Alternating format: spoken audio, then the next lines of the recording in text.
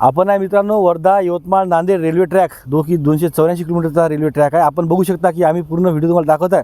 परंतु मित्रांनो आता बघा इथं गिट्टी येणं सुरू झाली, म्हणजे रेल्वे ट्रॅकवर जे गिट्टी टाकतो आपण ते टाकण्याचं काम आता चालू झालेलं आहे। आणि हे जे काम आहे अतिशय शीघ्रगतीने चालू आहे। जे टार्गेट आहे मित्रांनो निश्चितच ते टार्गेट त्यांच्या वेळेमध्ये हे रेल्वे विभाग पूर्ण करण्याच्या तयारीमध्ये दिसत आहे।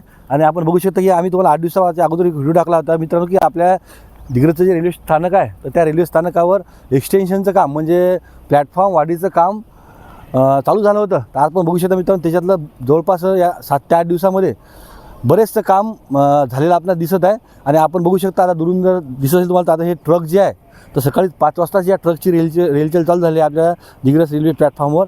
आणि हे वर जे प्लॅटफॉर्मच्या वर मित्रांनो जे आपलं स्टाईल टाकायचं जे काम आहे त्याच्यासाठी सुद्धा इथं ते डस्ट आलेली आहे।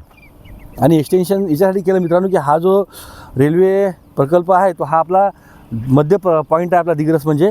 आणि इथून जवळपास 130 किलोमीटर 132 किलोमीटर आपलं वर्धा येते आणि 130-32 किलोमीटर आपलं नांदेड येते।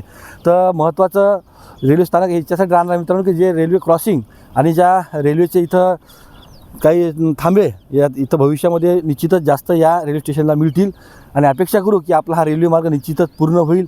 आज मित्रांनो मंगळवार ही होती आज मंगळवारची रेल्वे स्टेशनची अपडेट। व्हिडिओ आवडला तर लाईक शेअर कॉमेंट जरूर करा। धन्यवाद।